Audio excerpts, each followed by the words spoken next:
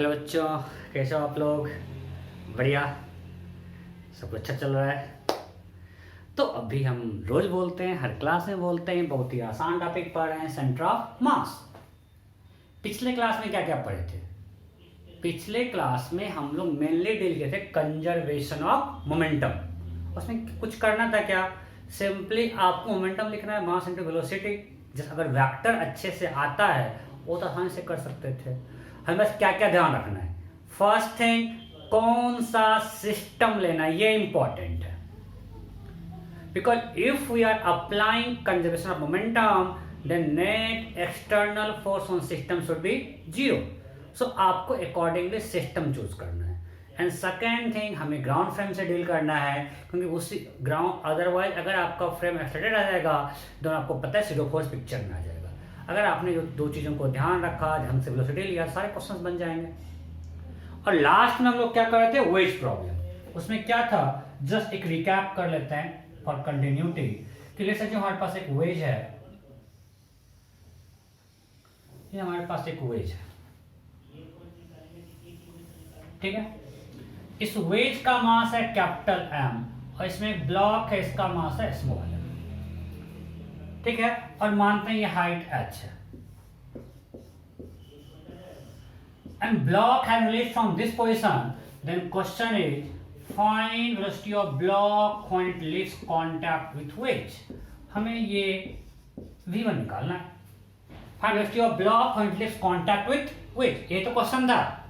इसका सिंपल था कि x डायरेक्शन में सिस्टम पे नेट एक्सटर्नल फोर्स जीरो है।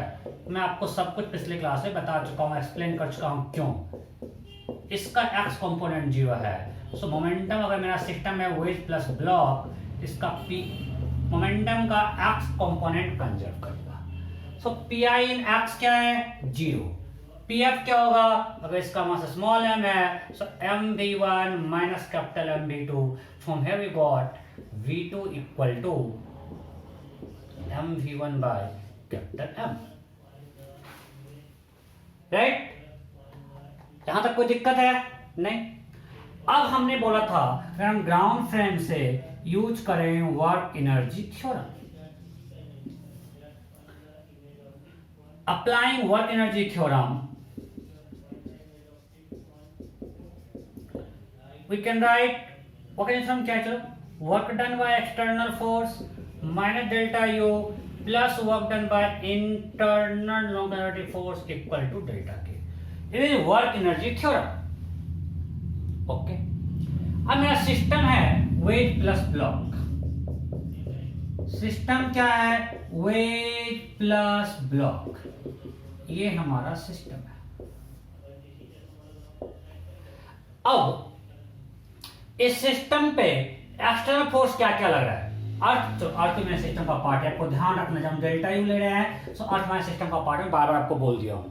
सो यहाँ एक्सटर्नल फोर्स क्या बचेगा? ये normal, because all space smooth, उसका ऑर्डर क्या है? जीरो, तो it becomes zero. Delta U negative है mgh, so minus delta you will plus mgh, because इसका तो एक्स में कोई मूवमेंट है नहीं, इसका सेंटर ऑफ मास का, इसे सॉरी वाई में कोई मूवमेंट इस वेज का नहीं है, तो पोटेंशियल सिर्फ इसका चेंज कर रहा है। ओके। नॉन कंजर्वेटिव फोर्स यहाँ पे इंटरनल जो है वो नॉर्मल है और उसका वर्क डन इस सिस्टम पे जीरो है। मैं पिछले क्लास में आपको प्रूफ कर चुका हूं। सो ये हो गया जीरो। सो यहाँ से आएगा डेल्टा के, सो के फाइनल, तो इसका के होगा हाफ mv1 स्क्वायर, वेज का के हाफ mv2 स्क्वायर, और ये सेल तो जीरो था, हो गया। You have two unknown and two equation, just solve it, you will get v1 and v2। So simple है, कुछ भी न्यू नहीं कर रहे हैं। आपको अगर पीछे का सब कुछ पता है तो सबको जस्ट डॉट्स को ज्वाइन करना है, राइट? आप जो पढ़े हो पहले से उसको बस प्रॉपर्ली यूज करना है। कुछ भी नया यहाँ पे आने वाला कॉन्सेप्ट नहीं है। फटाफट छापो, फटाफट छापो, छाप लिए? जल्दी करो यार। ओके, अब आगे बढ़ते हैं। ये तो आपको छापा हुआ भी होगा इसे। अब एक क्वेश्चन करते हैं सिंपल, आपको बस हम वैल्यू पुटिंग दे रहे हैं, सिर्फ वैल्यू पुट करना है।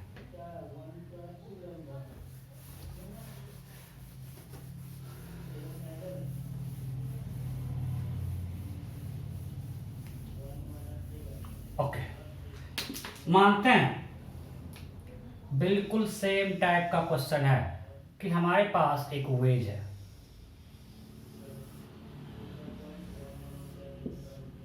mass of wedge is 12 kg and there is a block of mass 6 kg. So we have wedge of mass 12 kg and block of mass 6 kg. All surfaces are smooth. All surfaces are smooth.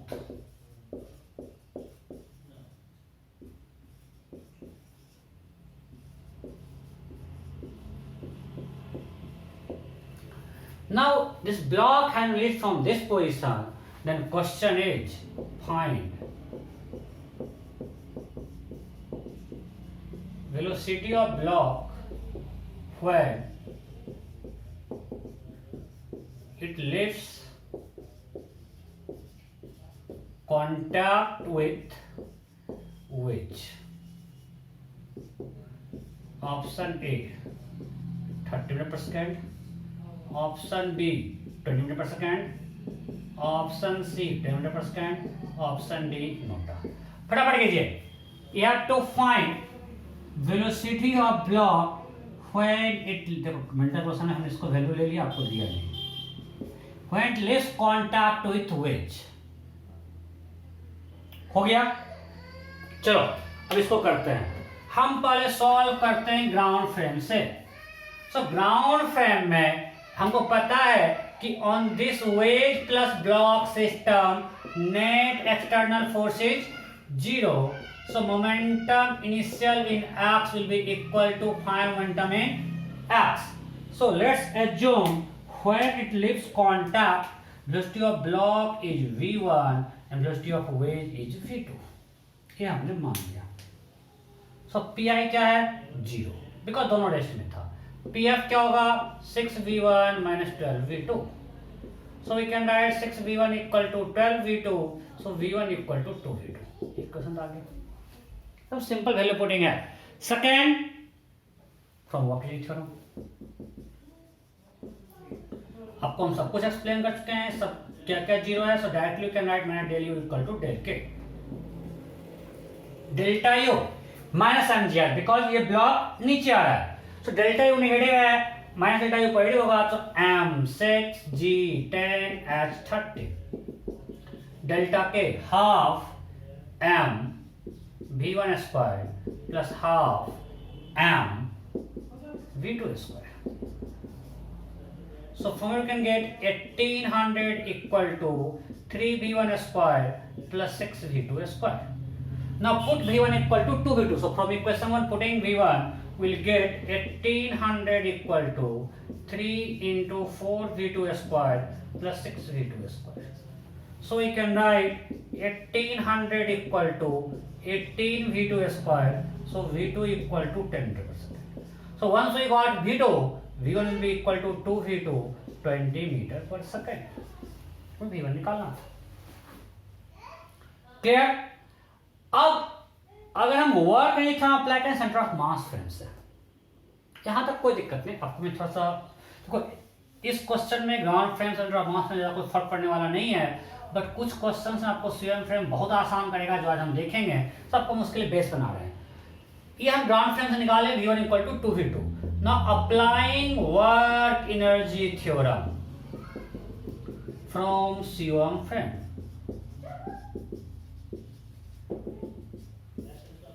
क्या बोले, बोलो बोलो, फिर से बोलो, फिर से बोलो।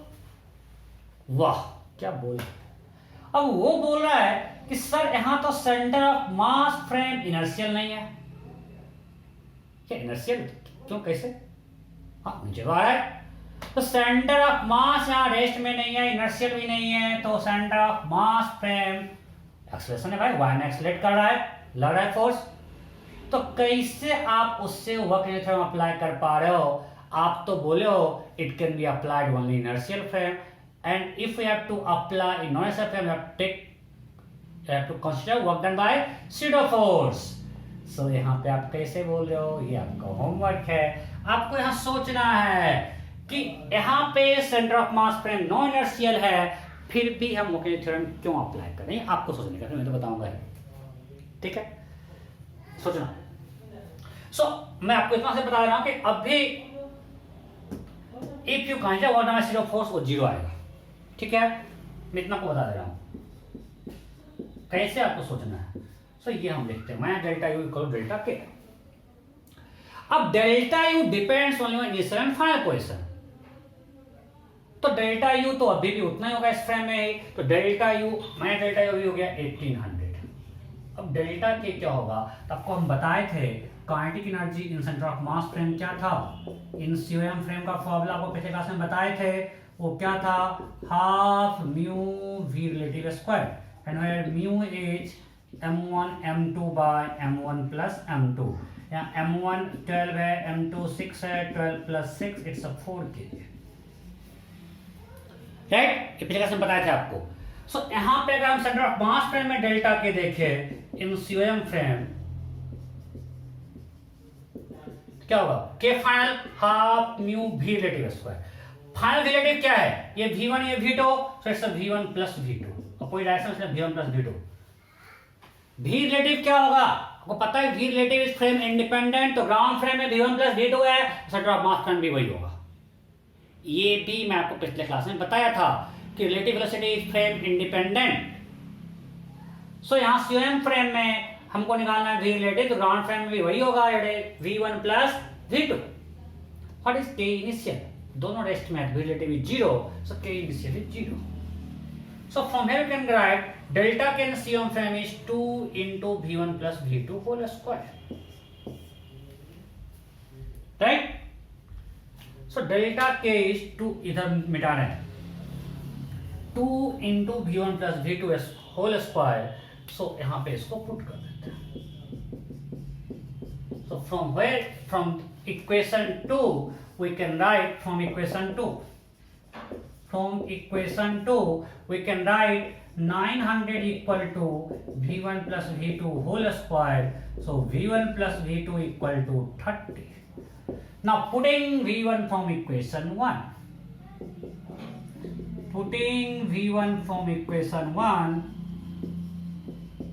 we can write 3v2 equal to 30, so v2 equal to 10 and v1 equal to 20। तो देखो आंसर सेम आया, आंसर चेंज तो नहीं करना चाहिए, तो दोनों सेम आ रहा है। ऑल्दो यहाँ पे सेंटर ऑफ मास में कोई विशेष बेनिफिट नहीं हुआ, उतना ही टाइम लगेगा, उतना ही स्पेस लग रहा है, बट ये बेस है। आगे आपको ऐसा बहुत क्वेश्चन में दिखाऊंगा जहां पे कि आप सेंटर ऑफ मास फ्रेम से 1 से 2 लाइन में सॉल्व कर लोगे, ग्राउंड फ्रेम में पसीना छूट जाएगा। ठीक है, मैं फिर से बोल रहा हूं, सेंटर ऑफ मास फ्रेम का थ्योरम कैसे अप्लाई कर पाए ये आपको सोचना है। आगे बढ़ते हैं।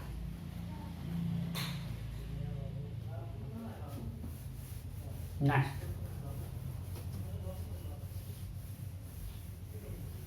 थोड़ा उल्टा करते हैं।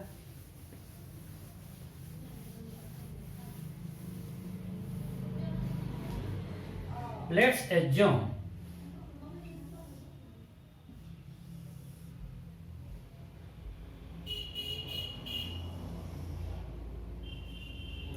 स्विच, मान लेते हैं इसका मास है 6 kg और इसका मास है 3 kg। It has been given velocity 10 meter per second and this way is sufficiently high. All surfaces are smooth. All surfaces are smooth.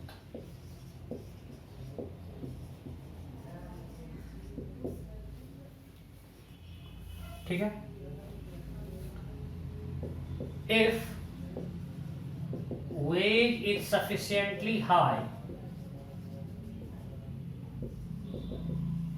find maximum height attained by the block. Find maximum height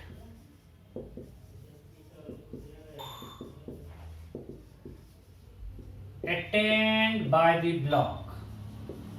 Find maximum height attained by the block. You have to take g equal to 10 meter per second square.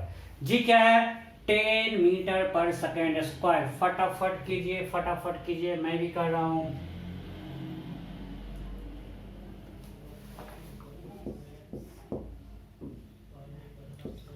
5 metre, 10/3 metre, 5/3 metre,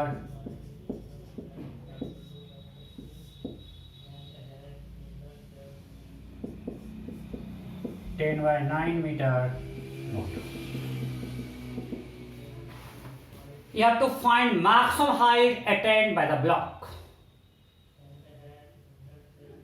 हो गया क्या? Okay, अब मैं करता हूं.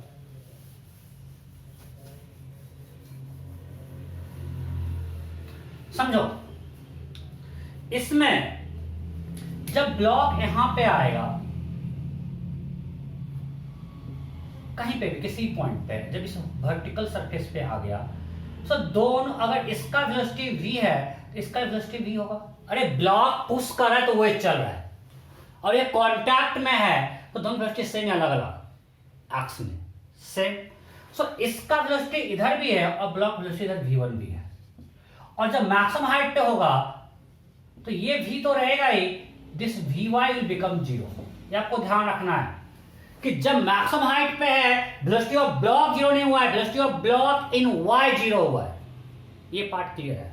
जब वो यहां से आएगा, देखो जब वो इस कर्व पे आएगा, ये ब्लॉक इसको ऐसे पुश करेगा, और अगर दोनों बिल्कुल कांटेक्ट में आ गया, अगर ब्लॉक पुश किया है तो ब्लॉक के पुश का ही चलना शुरू किया, इधर जो ब्लॉक का वेलोसिटी होगा, ब्लॉक ने से पुश किया तो वेलोसिटी इधर आया. अब दोनों वेलोसिटी सेम या अलग अलग? सेम, तभी तो कांटेक्ट में और आगे चल रहा है. क्लियर? सो दोनों का वेलोसिटी सेम होना है एक्स में. अब मेरा सिस्टम है वेट प्लस ब्लॉक. सिस्टम क्या है? Wedge plus block. So our system is wedge plus block. दोनों को हमने कंबाइंड सिस्टम लिया है, तो इसमें एक्स में नेट फोर्स क्या है? एक्सटर्नल फोर्स 0, और स्मूथ, कहीं कोई फ्रिक्शन नहीं है, तो एक्स में सिस्टम पे एक्सटर्नल फोर्स क्या है? 0. ये नॉर्मल आपस में कैंसिल हो गया, तो एक्स में कोई नेट फोर्स नहीं है इस सिस्टम पे. So we can write P in X equal to P of in X. क्या पी 0 थप्पड़ मार देंगे. ये रेस्ट में सब वेलोसिटी है, क्या है? 3 × 10 30 equal to P of in X. दोनों वेलोसिटी भी हो गया. समझो, आपको सब कुछ क्लियर होना चाहिए. So 30 equal to 9v, so v equal to 30/9 10/3 metre per second. मतलब जिस समय जो ही ये इस वर्टिकल प्लेन में आए, वर्टिकल लाइन पे ये ब्लॉक मूव करा, तो वेलोसिटी सेम होगा 10/3 metre per second. So when block at maximum height, its velocity will be 10/3. This vy will become 0. Right? So at maximum height,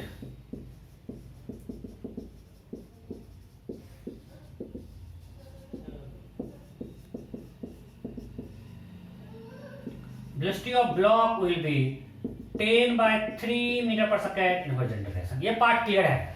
इसके नीचे इसका vy vx दोनों था, लेकिन जब वो यहां आ जाएगा मैक्सिमम हाइट पे, वहां पे उसका सिर्फ और सिर्फ एक्स वेलोसिटी होगा 10/3 है. Am I clear? यहां तक किसी को डाउट नहीं? तो आगे बढ़ते हैं. नेक्स्ट. सो हमको यहाँ मैक्सिमम हाइट, अभी मेरा ये क्वेश्चन नहीं था. सो ये हमको पता चल गया मैक्सिमम हाइट वेलोसिटी इसका क्या होगा, इसका क्या होगा. Now apply minus delta U equal to delta K पूरे सिस्टम के लिए. सो अब ये ऊपर जा रहा है, पोटेंशियल इसका बढ़ रहा है इस ब्लॉक का. सो मानते हैं h हाइट पे मैक्सिमम हाइट गया तो -mgh. So minus m is 3 g is 10h यहाँ पे लगा रहा है. सो यहाँ पे उसका vy 0 हो गया, तो डेल्टा के फाइनल, तो के फाइनल होगा half into 3 into v square. दोनों v भी है. कोई दिक्कत? अगर इस पॉइंट पे के लिए फिर समझ होता half into 3 v1 square plus d square, because इसका स्पीड होगा under root v1 square plus d square. यहाँ पे x और y दोनों कंपोनेंट है, बट मैक्सिमम हाइट पे सिर्फ x कंपोनेंट है, हमने वेलोसिटी का सिर्फ x कंपोनेंट है, vy 0 है. ये हुआ k final minus k initial half into 3 into 100 this. So you can write -30h equal to half into 9 into v square. V square will be 100/9. अरे v 10/3 है, दोनों का ऐड कर लेगा, दोनों का v सेम है ना, so half into 9 into V square, v 10/3, so V square 100/9 minus 150, this got cancel, it's 50, so minus 30h equal to minus 100, so h is 10/3 metre. ये हमने ग्राउंड फ्रेम से सॉल्व कर लिया। यहां तक कोई दिक्कत? मैं फिर से बोलता हूं, मेरा सिस्टम ने लिया वेट प्लस ब्लॉक, सो हमको पता है कि सिस्टम पे F direction net force 0 momentum conserve कर लिया, वहां से हम वेलोसिटी निकाल लिए। यहाँ पे वेलोसिटी दोनों का सेम होना है और मैक्सिमम हाइट पे वी वाई जी वाई इस ब्लॉक का, इसके बीच इधर किसी पॉइंट पे लेंगे, तो अगर मान लिया हम यहाँ पे थे तो यहाँ पे कुछ वाई वेलोसिटी भी है और एक्स में भी है, बट यहाँ पे वी वाई क्या हो जाएगा 0। सो फिर हमने कर दिया minus delta equal delta K, kinetic लिखेंगे फाइनल, इसका वेलोसिटी v है तो वेज का होगा half into 6 into V square और ब्लॉक का होगा half into 3 into V square, और के इनिशियल से इसका वेलोसिटी 0 था। ओके, अब देखो अगर इसको सेंटर ऑफ मास फ्रेम से करते हैं तो वन लाइन में सॉल्व होगा from CM frame.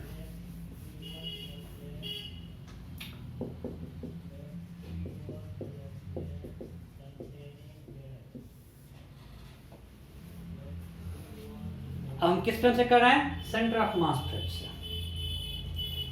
Will write this minus del U equal to del K, ठीक है, लिखो क्या होगा। अब सेंटर ऑफ मास फ्रेम में डेल्टा यू क्या है, मान ली मैक्सिमम हाइट h है तो माइनस 30h, ठीक है। डेल्टा के सेंटर ऑफ मास फ्रेम में क्या होता है, half mu we relative square, so K final half mu, mu कितना है बोले यहाँ पे 3 into 6/9 2 kg। Reduced mass is m1 m2 by m1 plus m2, so m1 m2 by m1 plus m2 2 kg, so half into 2 into v related, finally दोनों साथ चल गया यार, ये वी वाई 0 है, सो दोनों साथ चल रहा है, वी रिलेटिव 0 है, सो के फाइनल 0 है सेंटर ऑफ मास फ्रेम में, और K initial half mu V related, इसका वेलोसिटी 0 है इनिशियली और इसका 10 है, so it's 100 joule. So delta K final minus K initial minus 100 is equal to minus 100, so H आ गया, वन लाइन सॉल्यूशन।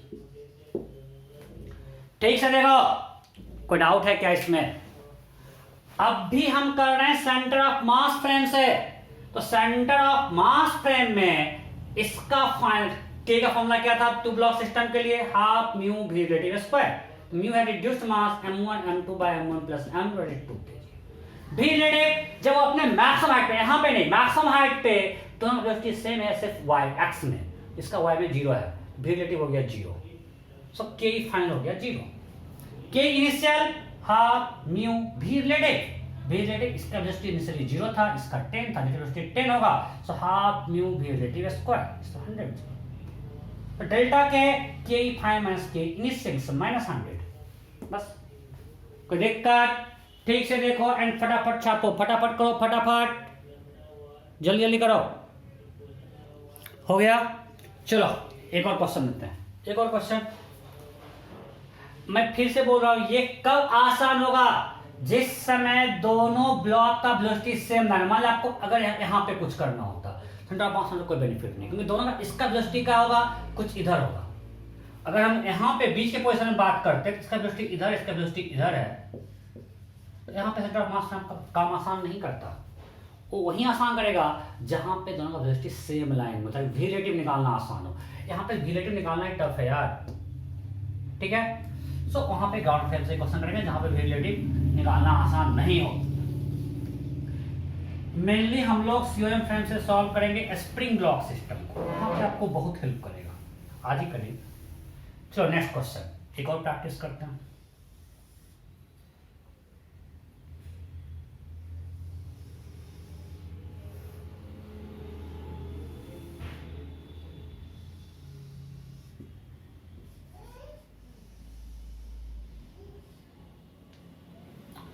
ओके, मान लेते हैं ये 6 kg है ये 3 kg है, ये 12 मीटर पर सेकेंड है, और ये हाइट है 4 metre.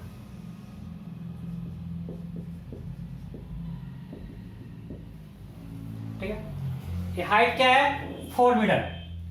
Then question is find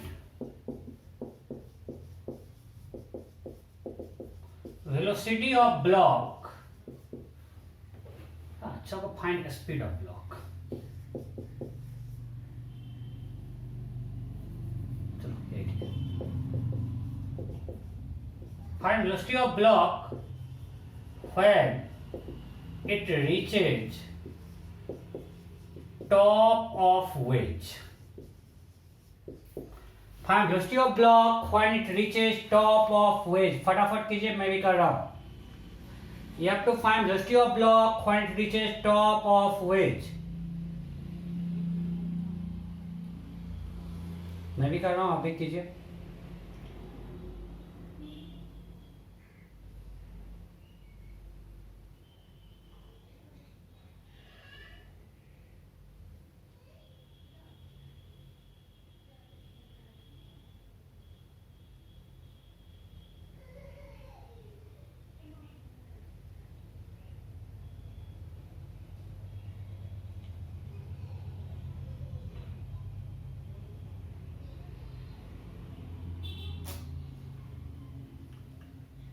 फटाफट करो, मैं भी कर रहा हूं।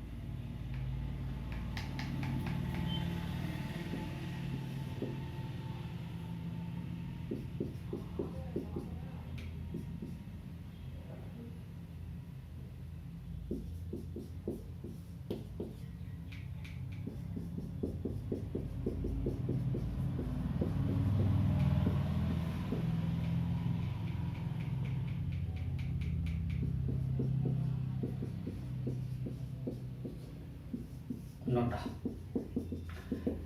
you have to find velocity of block when it is top of wedge। ये हमको आपको हमने x और y कोऑर्डिनेट डिफाइन कर दिया।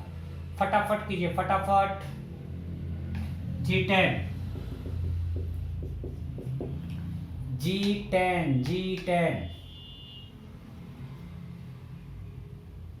हो गया क्या? जल्दी करो यार, मैं आपके सामने भी इस क्वेश्चन को किया और आपको इतना टाइम लग रहा है। फटाफट कीजिए।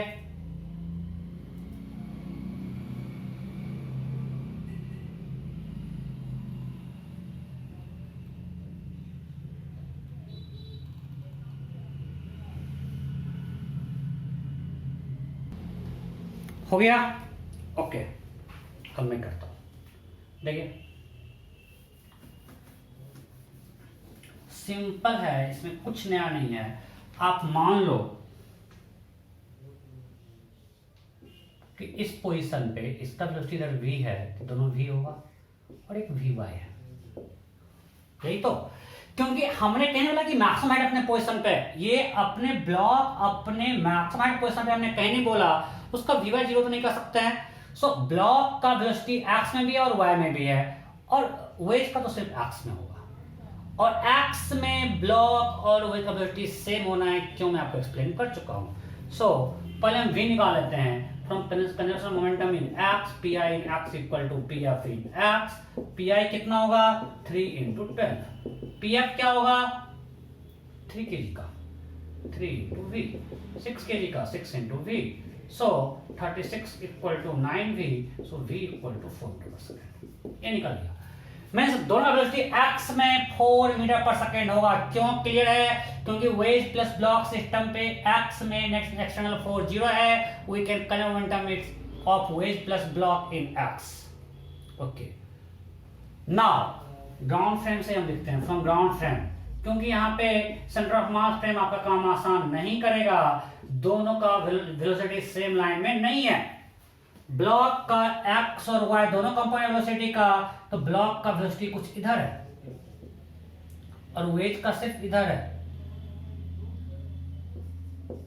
दोनों सेम लाइन में नहीं, रेडी वेलोसिटी का पसीना हो जाएगा, पसीना छूटेगा। उससे आसान क्या है, ग्राउंड फ्रेम में हम लोग सॉल्व कर ले। Minus del U equal to del K. तो डेल्टा यू सिर्फ ये y में मूव कर रहा है। ये कितना हाइट गया? 4 मीटर। पोटेंशियल बढ़ा कितने से? 120 से, सो माइनस 120। डेल्टा के के फाइनल, तो आपको ध्यान रखना पड़ेगा, के फाइनल जब लिखने जाएंगे, मैं यहां पे लिखता हूं that will be equal to K of block. यहां पे लोग थोड़ा कंफ्यूज करते हैं, इसको अलग से लिख रहे हैं, प्लस के ऑफ वेज। ओके, अब के of block will be half into mass of block, that is 3 into speed of block square plus k of wedge half into mass of wedge into speed of wedge square। Okay, अब speed of block क्या है? यहां अगर v block लिखोगे vector, that will be equal to vi cap plus vy j cap, so its speed will be its magnitude, and that will be equal to under root v square plus vy square। Am I clear? यहाँ पे speed क्या होगा? Under root V square plus V Y square, तो will be half into 3 into इसका square, hopefully किसी को दिक्कत नहीं होगा, दिस प्लस हाफ इंटू 6, और v speed of wave simply v है, इसका y में वेलोसिटी है नहीं, that's it. Now put v here, so यहाँ पे लिख लेते हैं, this is equal to half into 3 into V square कितना है? 60 plus V Y square plus half into 6 into 60, it's 48। So it's minus 120 equal to, इसको ओपन करते हैं, 24 plus 3 V Y square by 2 plus 48। सब कुछ अलाउ, कुछ गलती की क्या? कोई गलती?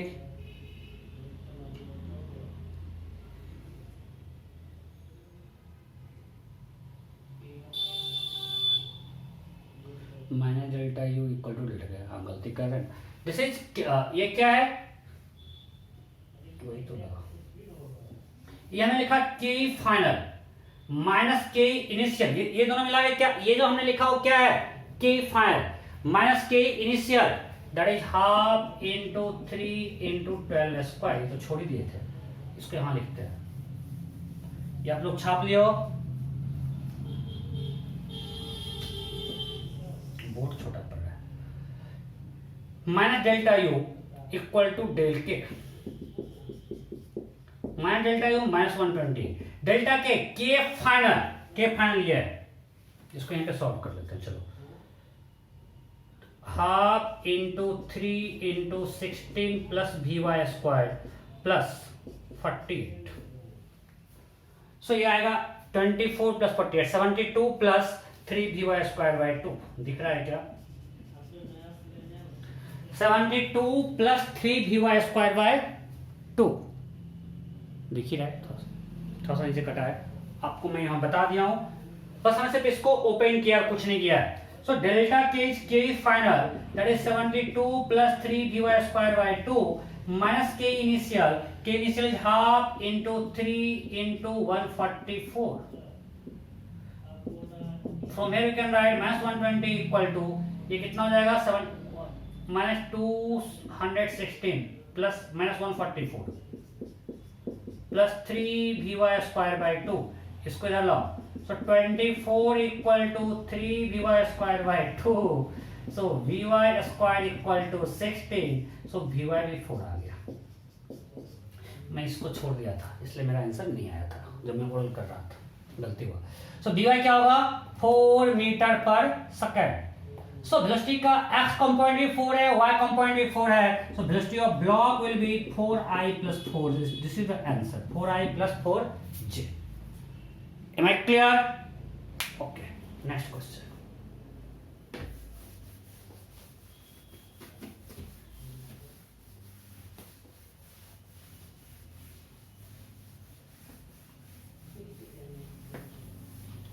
Next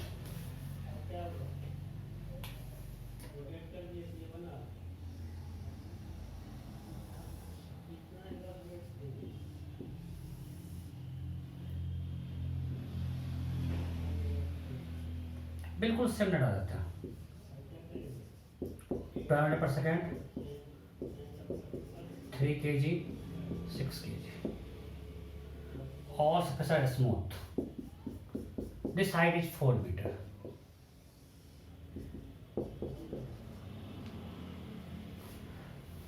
Now question is, find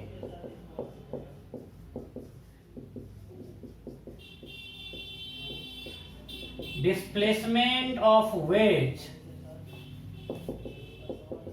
in interval when block was in air। मैं वो क्वेश्चन एक्सप्लेन कर दे रहा हूँ। तो क्वेश्चन क्या है, जब वो यहाँ पे आया उसका कुछ वेलोसिटी था y में भी और x में भी है, राइट। अब यहाँ तो रुकेगा नहीं, प्रोजेक्टाइल हो जाएगा। तो ये जब ऊपर जाके आएगा उतने, अच्छा बताओ पर्वत जब नीचे आएगा वो वेज पे आएगा कहीं और गिरेगा? तो ये बता दो। जब वो फिर से नीचे आएगा इस लेवल में तो वो वेज पे आएगा या वेज के आगे पीछे कहां होगा? सिंपल बात, उसके वेज पे आएगा। अरे एक्स में वेलोसिटी चेंज होगा, एक्स में ये अगर चलेगा टाइम टी में वी टी, ये भी चलेगा, वो भी चलेगा वी टी। मतलब अगर ये टाइम टी में यहां आएगा तो ये वेज भी टाइम टी में वी टी आएगा, हाँ या नहीं? कोई दिक्कत नहीं? पक्का? तो ये हमेशा फिर से वेज के पास ही आके गिरेगा। तो इस इंटरवल में जो टाइम ऑफ फ्लाइट है, जब तक ये वेज से कांटेक्ट नहीं था उतने में वेज कितना मूव करेगा? ऑप्शन ए।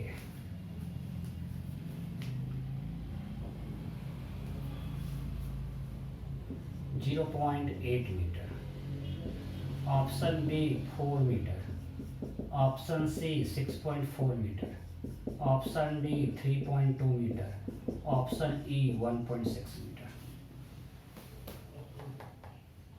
फटाफट कीजिए, फटाफट फटाफट। ये तो find displacement of wedge interval on block was in air. हो गया? ओके, मिटा है? ठीक। अब सिंपल सा क्वेश्चन है कि एयर में कितने टाइम तक था, वो टाइम निकल जाए, displacement velocity of veg, displacement of wedge will be equal to velocity of wedge into time। Velocity of veg हमको पता है, अभी निकालना है, 4% आया था। अगर क्वेश्चन इंडिपेंडेंट था पहले ये निकालते, या कोई भी निकलवा चुके हैं, राइट, कि जिस समय वो यहाँ पे है दो वेलोसिटी कितना आया 4। कैसे कर लेंगे? सिंपल, वन लाइन में कर लेंगे। P I equal to P F, P I 3 into 12, P F will be 3 + 6 into v, so v equal to 4 metre per second. So ये निकल गया। अब टाइम ऑफ फ्लाइट, जब हमको ये ui मालूम है ये प्रोजेक्टाइल के लिए, तो आपको प्रोजेक्टाइल आता है t इक्वल टू होता है 2ui/g, that is 2 into 4/10, it's 0.8 second. 4 into 0.8 metre, 3.2। अब इसी क्वेश्चन में पूछता find maximum height attained by block।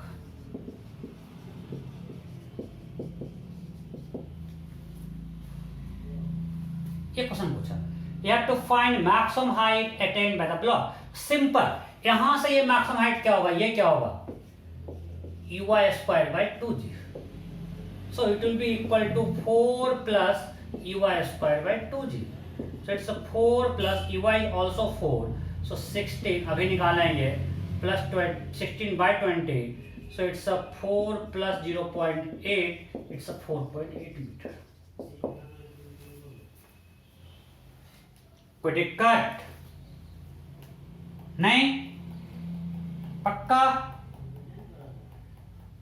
यहां तक किसी को दिक्कत है? नहीं। इसका एक और तरीका था, अगर सिर्फ मैक्सिमम हाइट पूछता, मैक्सिमम कोई गलती नहीं किया ना, लगता नहीं रहा, क्रॉस चेक करते हैं। चलो, अगर सिर्फ मैक्सिमम हाइट पूछता तो हम डायरेक्ट कर सकते थे, apply for maximum height we can directly apply work energy theorem in centre of mass film.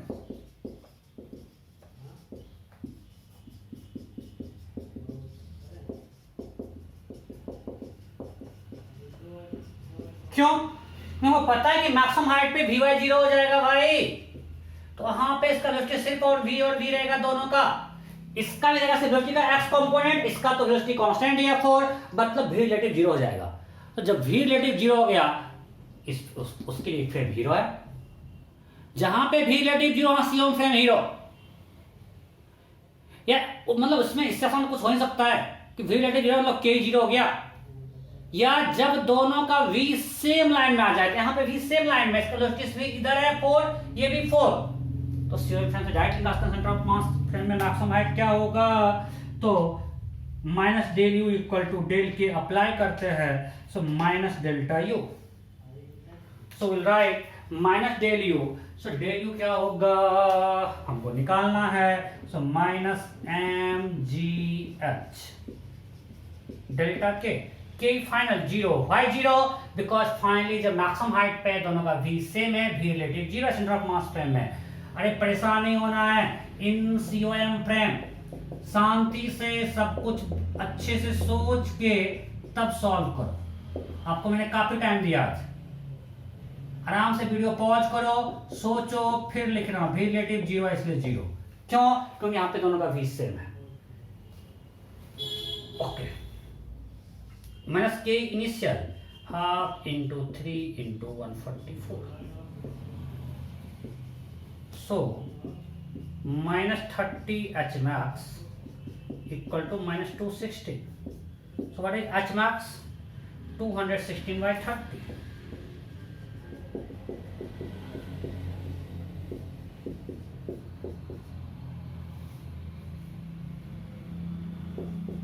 तो गड़बड़ हो रहा है, दोनों से अलग अलग आंसर क्यों आ रहा है? दोनों से अलग अलग आंसर क्यों आ रहा है? ठीक से देखो, E Y square by 2g,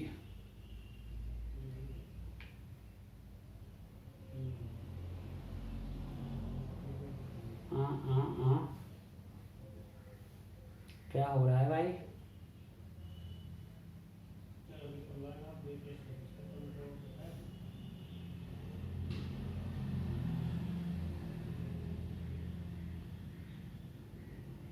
हाँ, गलती कर दिए ना। यहाँ पे क्या लेंगे? हाफ म्यू भी रिलेटिव स्क्वायर। एक गलती करेंगे सब, हाफ म्यू भी रिलेटिव स्क्वायर। तो यहाँ पे म्यू कितना है? 2। अरे म्यू कितना होगा? 6 इंटू 3, 18 बाई 9, 2। सो आपको सब कुछ क्लियर होना चाहिए भाई, गलती बिल्कुल नहीं होनी चाहिए। 30 H max equal to minus 72।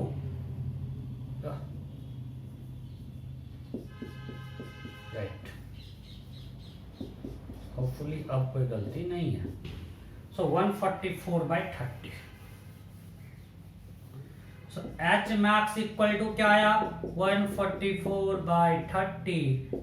Now it's okay, it's 4.8 metre. तो दोनों से सेम आंसर आ रहा है, तो सही है। क्लियर? सो हमने आपको सारा ऑपरेशन कर दिया इस क्वेश्चन में। अच्छे से सोच के देखो क्या दिक्कत है इस क्वेश्चन में। कोई दिक्कत नहीं, या दिक्कत ही दिक्कत? ऊपर दिख रहा है, दिख ही रहा है, हमने बस सिर्फ लिखा है वहां पे मैक्सिमम हाइट पे वी बाई 0 है। Okay, next type.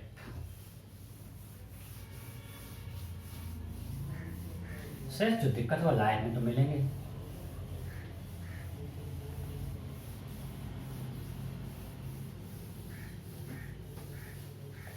ओके, अब मान लिया ऐसा वेज, ये वेज, ठीक है, मानते हैं एंगल कुछ 37 है।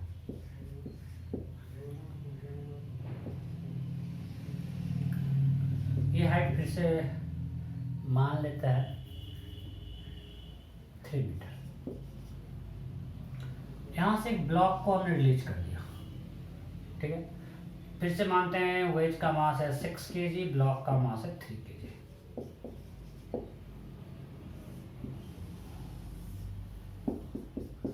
अब क्वेश्चन है find velocity of block when it reaches the bottom of ways. Question क्या है? Find velocity of block when it reaches to the bottom of wedge.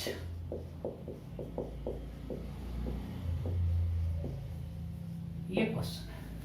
You have to find velocity of block when it reaches to the bottom of wedge. मैं option दे रहा हूं, करो फटाफट करो, फटाफट करो। हो गया? ओके, इसमें लोग गलती करते हैं। आप क्या मान लिए होगे कि इसका वेलोसिटी v2 और इसका v1, यही माने हो ना? यहीं पे बस लोग गलती कर देते हैं। अरे वो v1 होगा वो ग्राउंड, अच्छा हमको किस फ्रेम में करना है?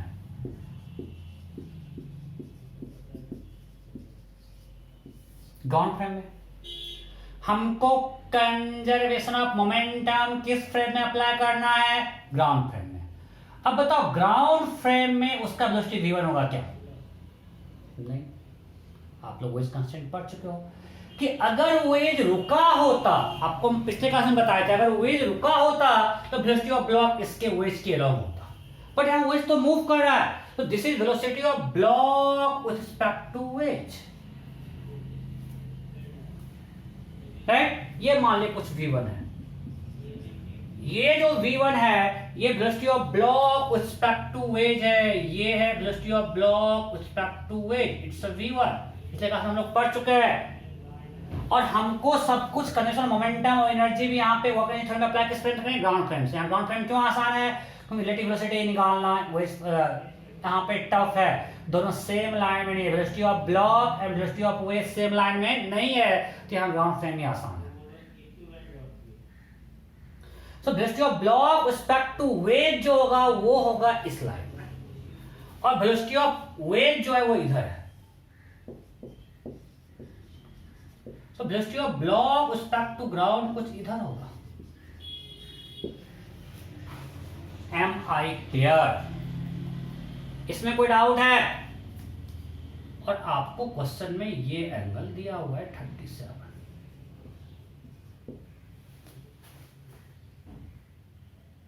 राइट? अगर वो 37 है तो ये कितना एंगल होगा?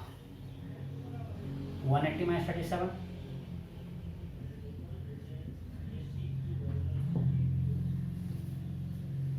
राइट? सो ये पार्ट क्लियर है। कॉमन मिस्टेक है, कॉमन मिस्टेक है कि हम वेलोसिटी ऑफ ब्लॉक इधर मान लेते हैं v1 और हम v2 फिर सॉल्व कर देते हैं। बट बाबू गलती है, यहाँ पे velocity of block respect to wedge होगा अलोंग द वेज। अगर वेज रुका होता, हम लोग वेज में बहुत बार पढ़ चुके हैं, अगर वेज रुका होता तो उसका वेलोसिटी ऑफ ब्लॉक इधर होता, तो वेज पे अगर हम बैठ जाए वेलोसिटी ऑफ ब्लॉक इसके अलोंग होगा, क्योंकि ब्लॉक इसको पेनिट्रेट नहीं कर सकता। और वेज अभी इधर मूव कर रहा है, velocity of block respect to ground दोनों का वेक्टर सम होगा। हमको पता है कि VBG will be equal to VBW plus VWG। Okay, अब हमको ग्राउंड फ्रेम में मोमेंटम कंजर्व करना है एक्स में। अभी भी सिस्टम पे एक्स में नेट फोर्स क्या है? 0। ये नॉर्मल आपस में कैंसिल हो जाएगा, यहाँ से वर्टिकल नॉर्मल है, फ्रिक्शन कहीं कुछ है नहीं, तो एक्स में वेज प्लस ब्लॉक सिस्टम में कोई एक्सटर्नल फोर्स नहीं है। मेरा सिस्टम फिर से क्या है? Wedge plus block. तो वेज प्लस ब्लॉक सिस्टम में एक्स में नेट फोर्स 0 है, सो इनिशियल मोमेंटम 0 है, दोनों रेस्ट में था। फाइनल मोमेंटम इसका तो जाएगा -6v2। जब इसका लिखेंगे तो आप सिंपल कर सकते हो, दोनों का एक्स कंपोनेंट ऐड कर दो, तो ये एंगल कितना है 37। ये जो वेलोसिटी है ये कितना है 37, तो इसका एक्स कंपोनेंट क्या होगा v1 cos 37 पॉजिटिव। समझो, हम vbw ये तो लिख सकते हैं ना वेक्टर में, vb x component of vbg will be, दोनों कंपोनेंट तो ऐड करते ही है, इसमें कोई दिक्कत नहीं। अगर कोई वेक्टर है उसका एक्स कंपोनेंट दोनों का वेक्टर को दोनों के अगर ये दोनों इक्वल है तो इसका एक्स कंपोनेंट होगा इसके एक्स कंपोनेंट और इसके एक्स कंपोनेंट का सम होगा। तो velocity of block respect to wedge वो ये है, तो ये वेक्टर इसका एक्स कंपोनेंट क्या है v1 cos 37 उधर पॉजिटिव। तो पहले मास of veg sorry mass of block और एक्स कंपोनेंट है v1 cos 37 और ये पूरा एक्स में है, सो -v2। समझो, ये पार्ट है v1 cos 37 और ये पार्ट है -v2। पक्का इसे यहां पे अगर लिखें ये क्या होगा, बोर्ड बहुत छोटा पड़ रहा है मुझे पता है, ये क्या होगा v1 ये वाला, और ये v1 cos 37 और ये वाला -v2, वही मैंने यहां लिखा है, फिर से लिखता है।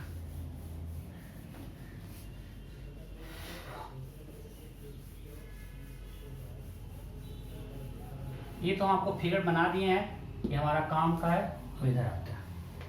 हमें पता है velocity of block respect to ground is equal to VBW plus VWG, so it's X component will be VBWX plus VWGX, दोनों के एक्स कंपोनेंट को ऐड करते हैं। सो हमको ये निकालना है।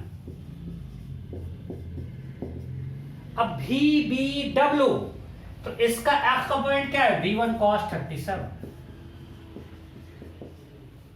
और ये पूरा VWG तो एक्स में ही है with negative, so it is -v2, so इसी को यहां पे पुट किया। So from here we got equation 1। कोई दिक्कत, ये मोमेंटम ऑफ वेज है, मोमेंटम ऑफ ब्लॉक है इन एक्स, ये लिख दिए। अब हम लोग लिखते हैं, इसको मैं मिटा रहा हूं, ये यहां पे लिखा हुआ है, इसको मिटाएं, नोट कर लियो तो पॉज के नोट करो, आगे बढ़ता है। अब एनर्जी लिखेंगे, applying work energy theorem in ground frame, -Δu equal to Δk। अब डेल्टा यू से ब्लॉक नीचे आ रहा है, कितना नीचे आया है 3 मीटर, ब्लॉक कितना नीचे आया 3 मीटर, मास ऑफ ब्लॉक क्या है 3 kg, सो माइनस, और डेल्टा यू नेगेटिव है तो माइनस प्लस mgh, डेल्टा के के फाइनल, बिल्कुल स्टेप बाय स्टेप जा रहा हूं, चलो के इनिशियल दोनों रेस्ट में, दोनों रेस्ट में, सो यहां से आया 90, K final half into mass of wedge v wedge square plus half mass of block speed block square. Okay, अब ये वाला निकालते हैं। अब ये निकालना है स्पीड ऑफ ब्लॉक क्या होगा भाई, so speed of block in ground frame हमको पता है कि VBW इक्वल टू है VBG equal to VBW plus VWG, तो इसका मॉड क्या होगा, दोनों फैक्टर का सम, तो दैट इज √a स्क्वायर, इसका स्क्वायर, तो VBW it's V1 square plus इसका square V2 square plus 2AB cos theta, दोनों बीच का एंगल 143 या 180 - 37। अरे हाँ नहीं, ये एक वेक्टर है that is equal to some, इंडिट में नहीं पूछेगा, परेशान नहीं होने का, मैथ्स में भी नहीं पूछेगा, एडवांस के लिए सिर्फ है कि ये वेक्टर जो है इस दोनों वेक्टर का सम है, इसका मैग्नीट्यूड क्या होगा, इसका स्क्वायर प्लस इसका square plus 2ab cos theta, बटन पर square mod a plus b equal to a square plus b square under root a square plus b square plus 2ab cos theta, वही तो clear. So this will be equal to this b1 square plus b2 square minus 2b1 b2 cos 1 theta minus cos theta, cos 1 में stretch होता है minus cos theta, हमने minus यहाँ ले आया और ये 4/5। अब VBG को यहाँ पे बस पुट कर दो, ये है V2 और ये हमने यहाँ से निकाल लिया। Now we have 2 unknown and 2 equation solve it, लंबा जाएगा, हम मत सॉल्व तो मैं नहीं करने वाला, ये आपका होमवर्क है, बस देखना कुछ कैलकुलेशन मिस्टेक नहीं किया। इसमें कॉन्सेप्ट फिजिक्स का क्या है, फिजिक्स का कॉन्सेप्ट ये है कि जिस समय ब्लॉक नीचे आया उसका वेलोसिटी अलोंग द वेज नहीं है, velocity of block respect to wedge जो है वो अलोंग द वेज है, और velocity of block respect to ground VBG equal to VBW plus BWG करके करना है। क्लियर? नेक्स्ट क्वेश्चन, नेक्स्ट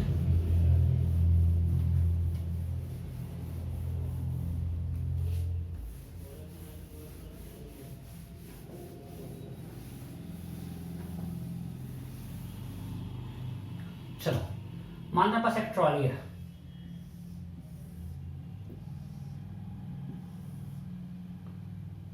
तो ब्लॉक हो गया, ट्रॉली है, ट्रॉली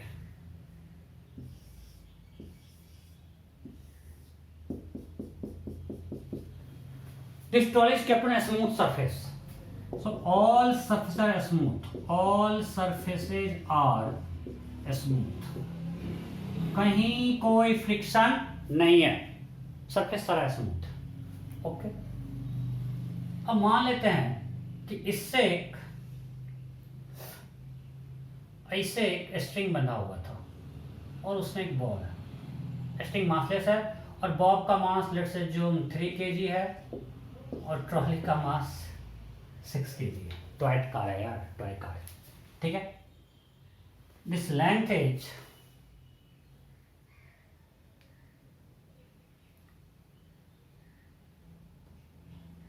चलो मान लेते हैं 10 मीटर, बहुत लंबा स्ट्रिंग है। दिस लेंथ इज एक मिनट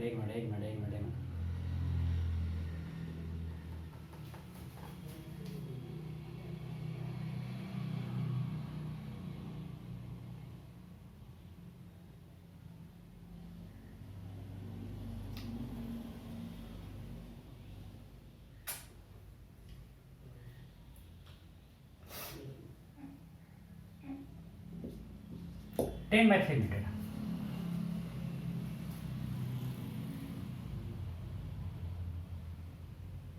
एक minute,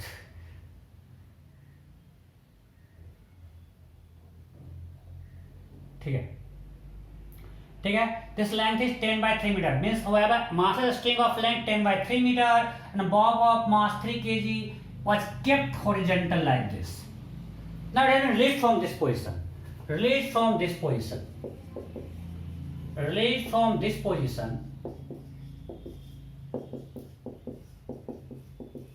then question is find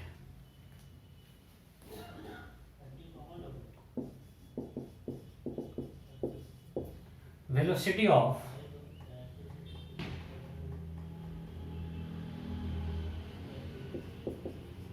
trolley when a string becomes vertical. Find velocity of trolley when a string becomes vertical. Okay, अच्छा ठीक है। वो एक डाउट पूछा, वो बोला सर आपने पिछले क्वेश्चन में बोला कि velocity of block respect to वेजर होगा, बिल्कुल आप सही बोल रहे, आपने पढ़ाया था, मान लिया, लेकिन उसके पहले जो क्वेश्चन किए थे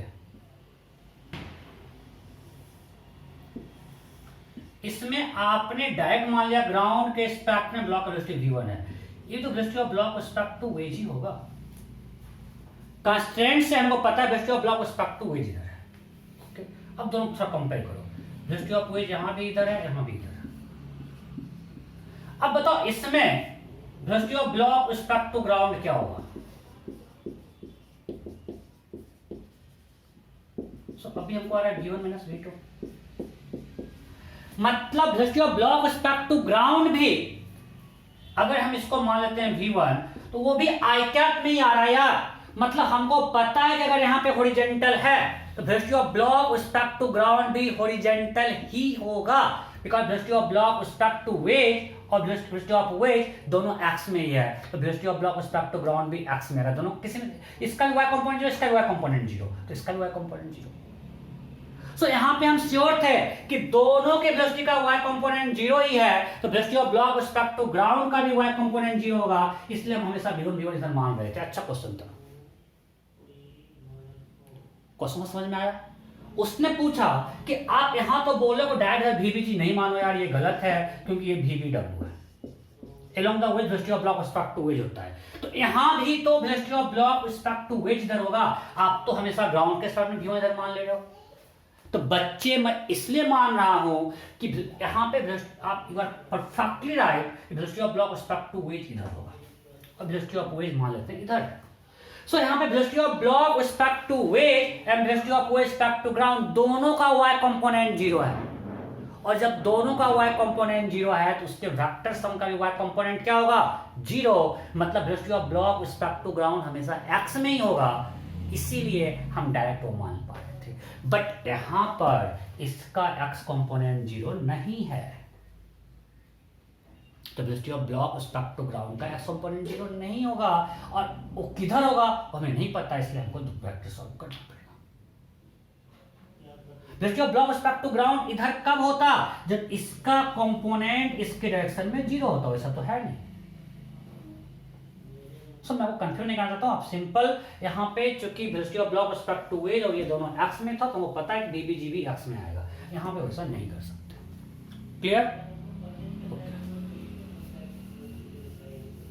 वहां पे आपको वेक्टर में दिखाई भी, जब इधर VBW है और इधर VWG है, सो वेक्टर ट्रायंगल से VBG कुछ इधर आ गया, इसके लॉन्ग नहीं रह पाया, VBG इधर आ गया, इस देख लो इसके लॉन्ग नहीं है, मतलब इस लाइन में नहीं है, इसके लॉन्ग भी अगर इधर भी रहता तो मानते नेगेटिव आ जाता, पॉजिटिव नेगेटिव, बट यहाँ तो अलग लाइन में आ गया, बट यहाँ पे दोनों सेम लाइन में है, इसका वेक्टर भी नेट सम भी सेम लाइन में ही रहेगा। ओके, अभी क्वेश्चन आप लोग कीजिए, फटाफट कीजिए, फटाफट फटाफट फटाफट फटाफट। Velocity of trolley when string becomes vertical, फटाफट कीजिए। Velocity of trolley when string becomes vertical, vertical vertical. Velocity of trolley when string becomes vertical, जल्दी जल्दी।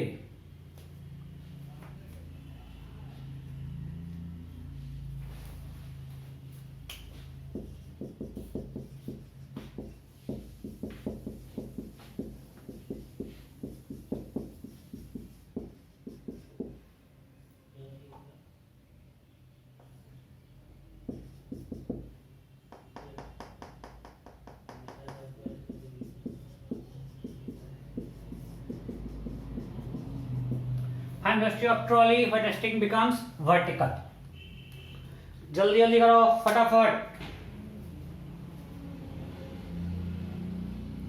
हुआ क्या? चलो अब मैं करता हूं। स्ट्रिंग वर्टिकल हो गया, ठीक है,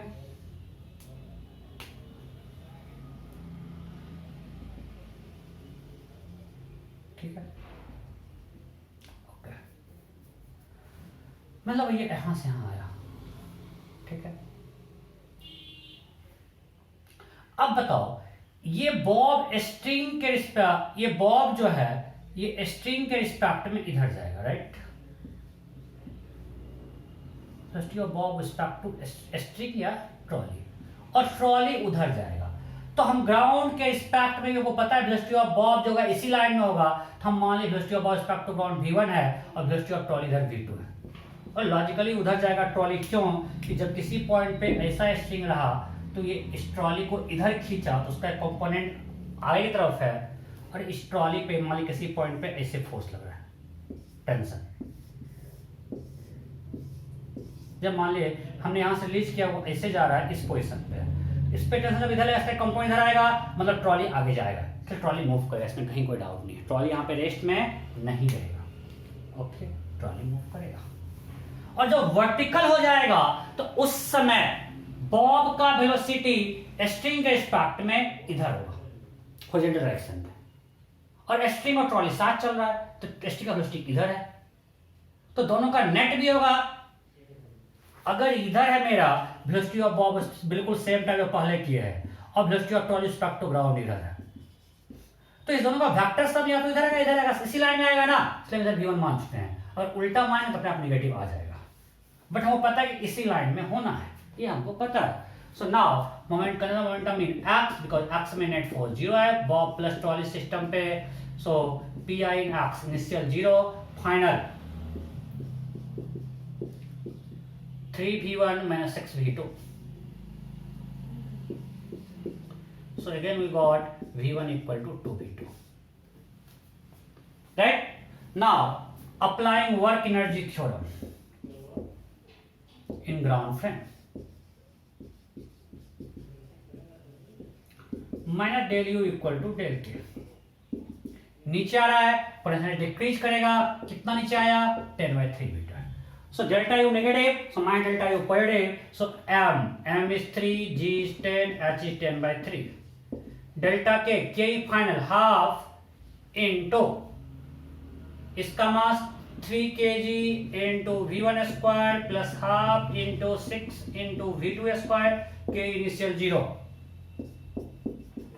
so 100 equal to v1 equal to v2 रख देते हैं, so half into 3 into 4 v2 square plus 3 v2 square, so 100 equal to 9 v2 square, so v2 equal to 10/3 metre per second. Velocity of trolley तो पूछे थे, answer क्या आ गया 10/3। Clear?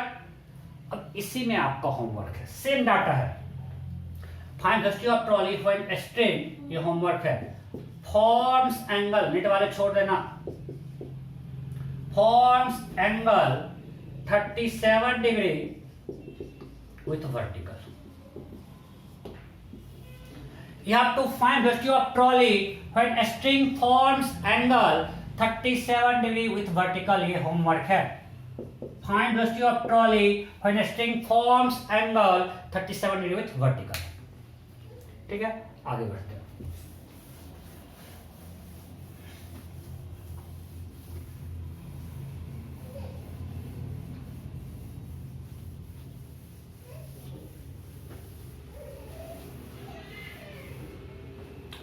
अब चलो नेक्स्ट है स्प्रिंग ब्लॉक सिस्टम। आज मैं आपको बस इसका थोड़ा बेसिक बता देता हूँ, नेक्स्ट क्लास में इसके क्वेश्चंस डील करेंगे,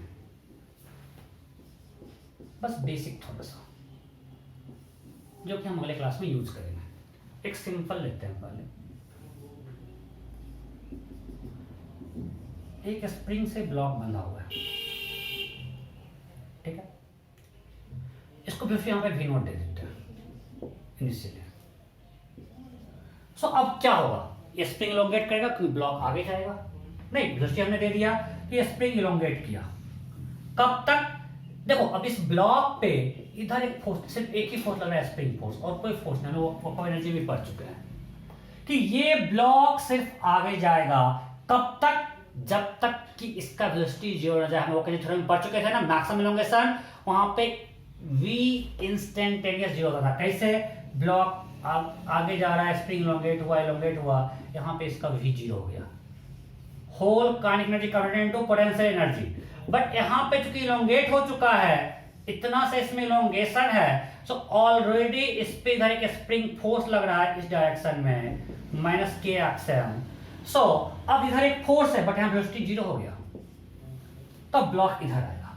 सो यह है मैक्सिमम इलोंगेशन, राइट। अब फिर ब्लॉक इधर आएगा, ब्लॉक यहाँ आएगा, तो फिर से उसका वेलोसिटी क्या हो जाएगा v नॉट, बिकॉज फिर से पोटेंशियल एनर्जी यहाँ पे भी जीरो था और यहाँ पोटेंशियल एनर्जी जीरो हो गया, और कोई एनर्जी लॉस नहीं है, कोई फ्रिक्शन नहीं है।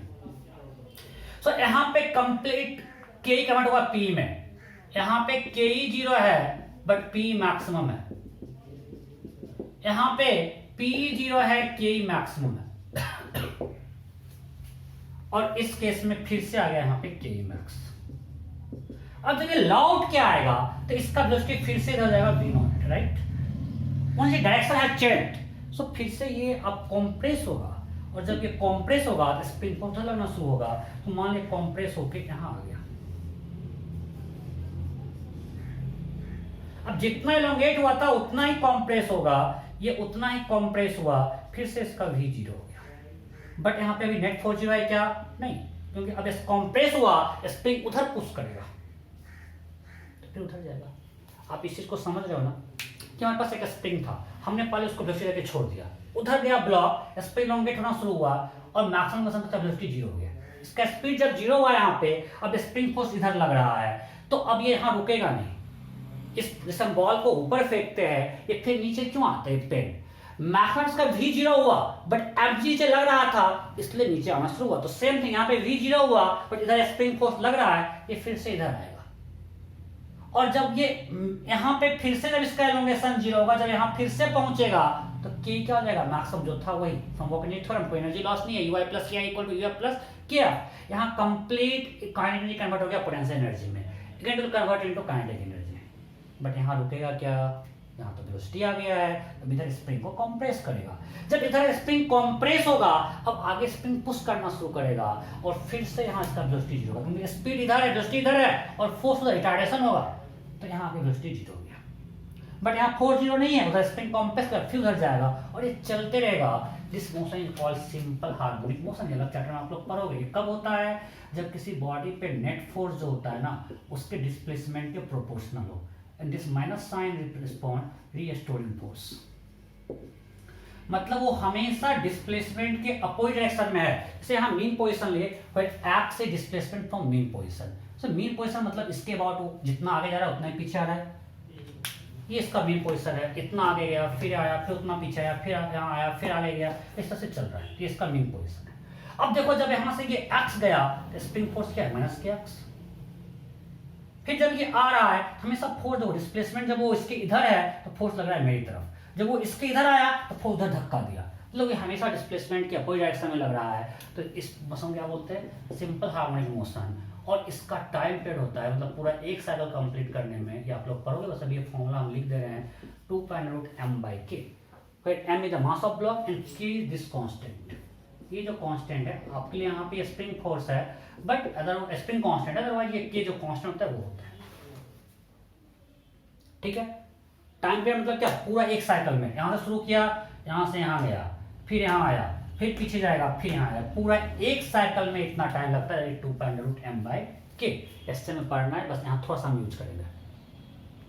पूरा साइकिल क्या हुआ? मेन पोजीशन से स्टार्ट किया, यहाँ से यहाँ गया, फिर यहाँ आया, फिर पीछे जाएगा, फिर आएगा, पूरा एक साइकिल। तो सिर्फ यहाँ से आने में क्या हो लगेगा? Time t/4। तो अब बताओ, इसमें at mean position net force क्या है? इस केस में जीरो। मीन पोजीशन पे नेट फोर्स क्या है? जीरो। यहाँ पे देखो, कोई स्प्रिंग इलोंगेटेड नहीं है, spring natural length, net force क्या है? जीरो। और स्पीड मैक्सिमम है, v क्या है यहाँ पे? Maximum. and at extreme position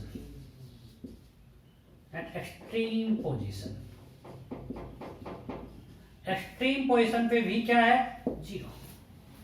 तो एसएचएम में, और इसको बोलते हैं एम्पलीट्यूड ऑफ एसएचएम। इसको क्या बोलते हैं? एम्पलीट्यूड। ये सब एसएचएम में पढ़ोगे। Maximum displacement from main position, main position ये है, ये maximum displacement is called amplitude. ठीक है, इतना काफी है अभी के लिए। अब एक सिंगल ब्लॉक था, अब मानते हैं दो ब्लॉक रहता है। ये मिटाएं। मैं बिल्कुल आपका ये सब डाउट क्लियर कर दूंगा, इसमें कुछ भी डाउट होगा तभी मैं आगे बढ़ूंगा, स्प्रिंग ब्लॉक सिस्टम का क्वेश्चन ड्रॉप मास में सॉल्व करूंगा। पहले आपको ये सब बेसिक आना चाहिए। अब मानते हैं पास दो ब्लॉक है, टू ब्लॉक सिस्टम। ओके, अब हम मान लिए इसको वेलोसिटी v डॉट देके छोड़ दिया। स्प्रिंग मासलेस है, इसका मास m1 है, इसका मास m2 है। अब इस चीज को समझो, पूरा सब कुछ स्मूथ है, all space are smooth. Mu 0 है। अब बताओ इसको जब वेलोसिटी दी है तो आगे जाएगा, ये जो है आगे जाएगा, स्प्रिंग इलोंगेट कर जाएगा। जब स्प्रिंग इलोंगेट करेगा मींस इस पे आगे पुल फोर्स लगना शुरू होगा। सो इस पे अभी फोर्स किधर लग रहा है, मानते हैं ब्लॉक ए है और ये बी है। सो अभी ए पर क्या फोर्स लगेगा, उसको स्प्रिंग जो ही इलोंगेट हुआ स्प्रिंग इसको इधर खींचेगा, तो इस पे इधर एक फोर्स लग रहा है और इस पे इस डायरेक्शन में कोई दिक्कत।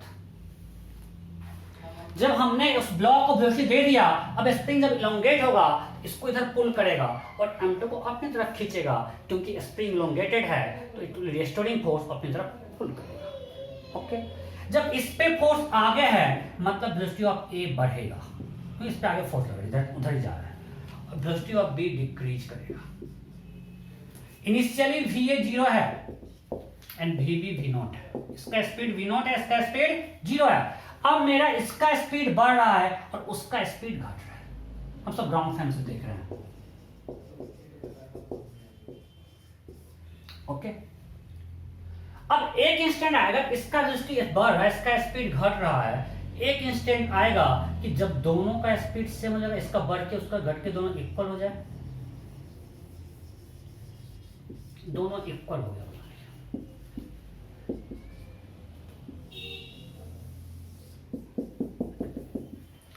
अभी हो गया VA इक्वल टू VB इस इंस्टेंट पे। अब भी ये तो इलोंगेटेड है स्प्रिंग, तो इस पे तो फोर्स इधर ही लग रहा है और B पे फोर्स इधर लग रहा है, पीछे ही लग रहा है। उसकी स्पीड इलोंगेटेड है और दोनों का स्पीड सेम हो गया, तो अभी भी इसका स्पीड यहां से बढ़ेगा ही और इसका स्पीड घटेगा। इस पे अपोजिट, सब दोनों इक्वल हो गया। अब इसके बाद जब इक्वल हुआ, यहां से VA बढ़ेगा VB घटेगा, तो अब VA ग्रेटर VB हो जाएगा। इसके ऊपर तक कौन बड़ा था, VB VA से बड़ा था। क्यों, इनिशियली ये 0 था, ये V0 था, इसका स्पीड घट रहा है, इसका स्पीड बढ़ रहा है, बढ़ते बढ़ते इस इंस्टेंट पे आके इक्वल हो रहा है, मतलब इसके पहले तक VB VA से बड़ा है। अब जब दोनों इक्वल हो गया और इधर स्प्रिंग फोर्स लग रहा है और इसमें इधर लग रहा है, अभी भी इसका स्पीड बढ़ेगा, इसका स्पीड घटेगा, तो अब VA VB से बड़ा होगा। ओके, अब बताओ अभी तक दोनों में से कौन तेज भाग रहा था, इसके ऊपर तक B।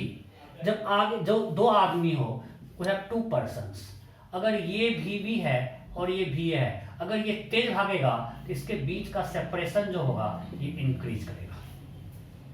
सो अभी तक इसके बीच का सेपरेशन इंक्रीज कर रहा था, इसके बाद अब एक फास्ट चला सेपरेशन डिक्रीज होगा, मतलब यहां पे इलोंगेशन स्प्रिंग मैक्सिमम है। इसके बाद भी स्प्रिंग इलोंगेटेड है, बट अब इलोंगेशन घटना शुरू हुआ, बिकॉज ये फास्ट चल रहा है, ये स्लो चल रहा है। जब एक बार दोनों का स्पीड इक्वल हो गया, अब इस पे भी फोर्स अभी भी इधर लग रहा है, इधर, और इस पे अपोजिट डायरेक्शन में लग रहा है, इसका स्पीड घटेगा, इसका स्पीड बढ़ेगा, तो ये तेज चलेगा, तो इसके बीच का डिस्टेंस घटेगा, तो इस पॉइंट पे elongation spring is maximum. Elongation in spring is maximum.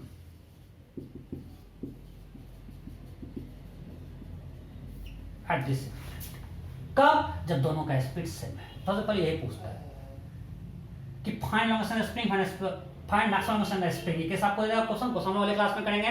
Find maximum elongation in the spring, तो उस कंडीशन पे दोनों का वेलोसिटी क्या होगा, same. So in this case VA equal to VB। Same thing applies to for compression. So at the instant of maximum elongation or compression, velocity of A will be equal to velocity of B. ठीक है, दोनों velocity उसी direction में है, magnitude भी same है, direction भी same है। सो एट द इमिटाइम मिटा रहा है। So at the position of maximum elongation or compression of spring,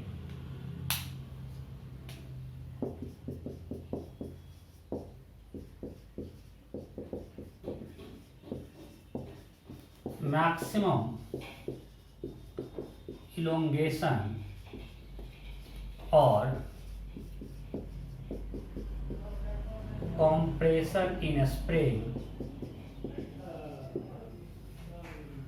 velocity of A equal to velocity of B।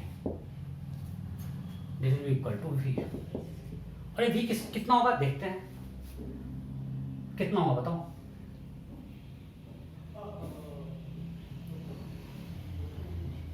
अगर मोमेंटम सिस्टम पे नेट फोर्स क्या है, एफ, अगर मेरा सिस्टम है A plus B plus spring, so net force क्या है जिस सिस्टम पे, zero. Spring force internal force है zero. So P I equal to P F. So P I क्या है मेरा m2v0 and that will be equal to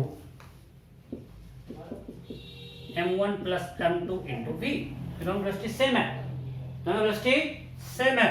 so v equal to होगा m2v0 bye m1 plus m2। Okay, अच्छा जिस समय दोनों का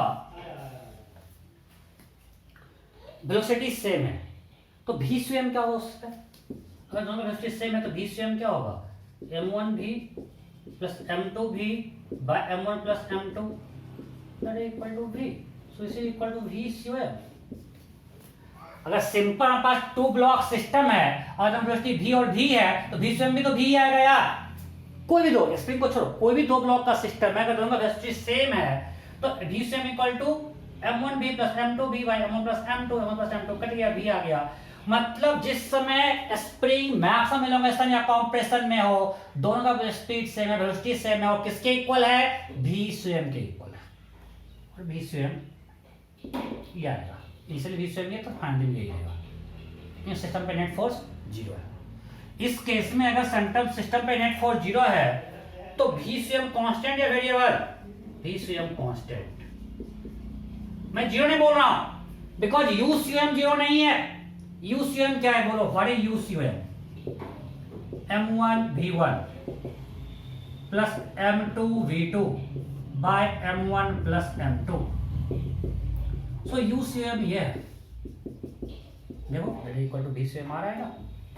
क्या v स्वयं कांस्टेंट है, व्हाई, बिकॉज सिस्टम पे नेट फोर्स जीरो है। मैं आपको बिल्कुल पहले स्टार्टिंग बोला था कि अगर सिस्टम पर नेट एक्सटर्नल फोर्स जीरो हो तो हम बोलते हैं उसका velocity of center of mass constant होगा, हम जीरो नहीं बोल सकते हैं। सो यहाँ पे सिस्टम पे नेट एक्सटर्नल फोर्स जीरो है, सो v स्वयं will be constant and that will be equal to m2v0 by m1 plus m2 in this case. Am I clear? कोई डाउट नहीं? ओके। सो अब देखो ये अभी हम सब कुछ के ग्राउंड फ्रेम से, अब देखो सेंटर ऑफ मास फ्रेम से कितना आसानी से होगा। बस आज हम इंट्रोड्यूस कर रहे हैं क्वेश्चन अगले क्लास में। हम यही सब कुछ सोचते हैं सेंटर ऑफ मास फ्रेम से, सेंटर ऑफ मास फ्रेम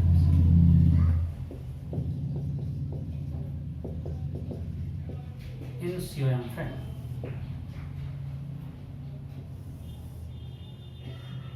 बिल्कुल सेम लेते हैं।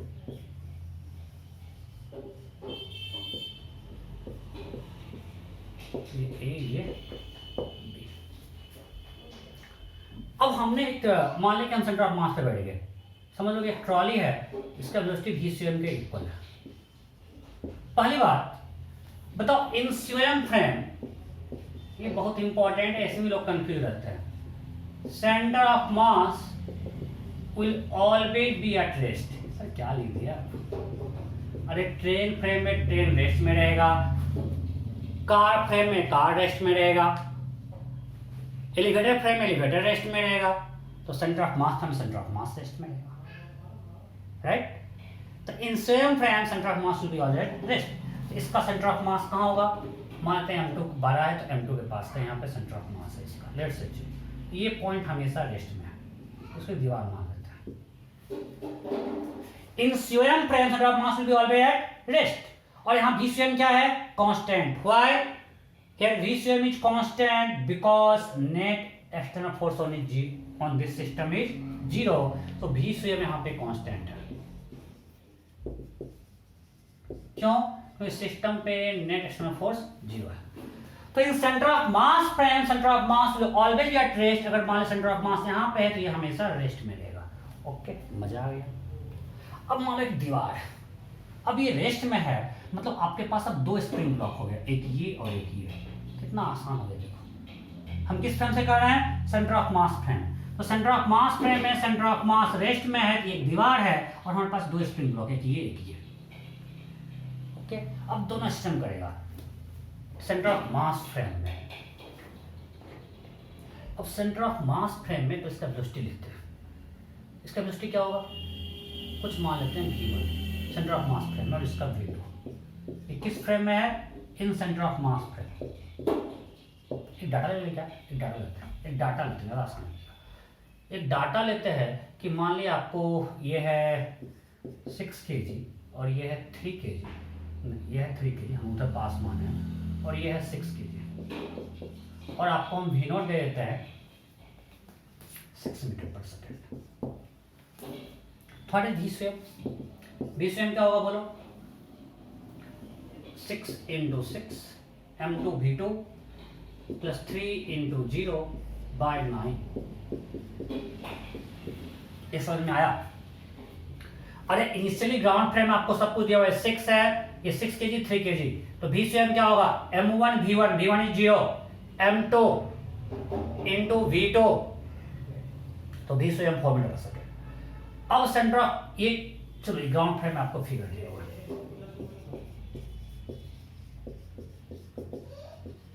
अब सीएम फ्रेम में ड्रॉ करो, सीएम फ्रेम में ड्रॉ करो।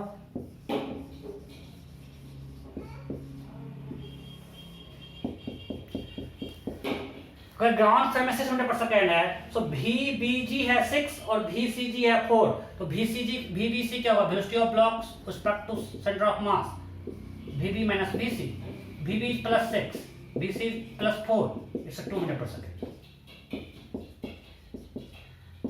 VAC क्या होगा? VA minus VC, VA कितना है? 0, ग्राउंड फ्रेम में 0, एंड VC is 4, that's -4, मतलब इधर 4 मीटर पर सेकेंड। ये हमने किस फ्रेम में बनाया? Centre of mass frame. Ground frame आपको वेलोसिटी दिया हुआ था, इसका 6 और इसका 0।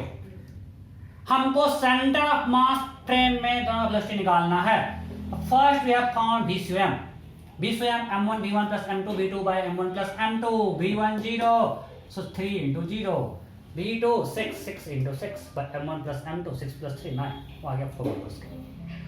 अब हम दोनों वेलोसिटी लिखते हैं ground frame, centre of mass frame. तो हमको लिखना है VAC and VBC।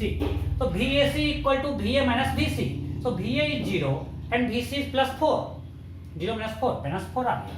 VBC VB minus VC 6 - 4 2, centre of mass frame में ये है। और हमको पता है कि सेंटर ऑफ मास फ्रेम में सेंटर ऑफ मास जो इसके पास होगा वो रेस्ट में है, एक दीवार है। ग्राउंड फ्रेम में नहीं होगा दीवार, सेंटर ऑफ मास फ्रेम में सेंटर ऑफ मास या रेस्ट। मतलब एक तरह से सेंटर ऑफ मास फ्रेम में दो क्वेश्चन हो गया। एक आपके पास स्प्रिंग ये है, इसका velocity initially 2 metre per second है, तो ये हम लोग सॉल्व किए।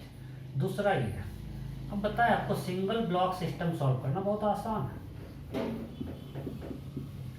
अब आपको सिर्फ दो अलग अलग क्वेश्चन, अब एसएम पढ़ोगे तो आपको क्वेश्चन कुछ दम ही लगेगा, क्वेश्चन बहुत आसान हो जाएगा। दो अलग अलग सिस्टम है, जो दो अलग अलग स्प्रिंग ब्लॉक सिस्टम है, दोनों का वेलोसिटी आपको दिया, दो सिस्टम सॉल्व करना है।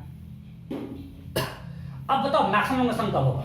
जब ये भी अपने एक्सट्रीम पोजीशन पे हो और ये भी अपने एक्सट्रीम पोजीशन पे। ये सिस्टम कर रहा है, दोनों इसके बाद सिस्टम कर रहा है। सिस्टम आपको हम बता चुके हैं कि सिंपल, ये आगे जा रहा है, पीछे आ रहा है, और यहाँ पे फोर्स प्रोपोर्शनल डिस्प्लेसमेंट है, सिंपल हार्मोनिक मोशन है, दोनों सिस्टम कर रहे हैं, राइट। तो मैक्सिमम मोशन कब होगा? जब दोनों, एक ब्लॉक यहाँ से ऐसे ऐसे हो रहा है, तो मैक्सिमम कब होगा? जब ये भी अपने एक्सट्रीम पे हो, ये भी अपने एक्सट्रीम पे हो। तो जब मैक्सिमम इलोंगेशन होगा, at maximum elongation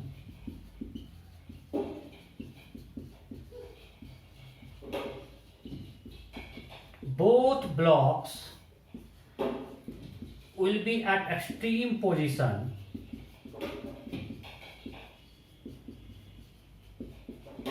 of their SHM। अच्छा, SHM किस फ्रेम में कर रहा है? ग्राउंड फ्रेम में, सेंटर ऑफ मास फ्रेम में, सेंटर ऑफ मास फ्रेम में, उस फ्रेम में सेंटर ऑफ मास रेस्ट में, तो दोनों अपने सिस्टम के एक्सट्रीम पोजीशन पे होगा। ओके, मतलब अभी प्रॉब्लम मिटा रहा है, ग्राउंड फ्रेम को मिटा देते हैं। तो दोनों जब अपने एक्सट्रीम के एक्सट्रीम पे है, मतलब ऐसा कुछ है कि ये भी कुछ यहाँ आ गया है ओके, और ये भी कुछ यहाँ पे आ गया। ओके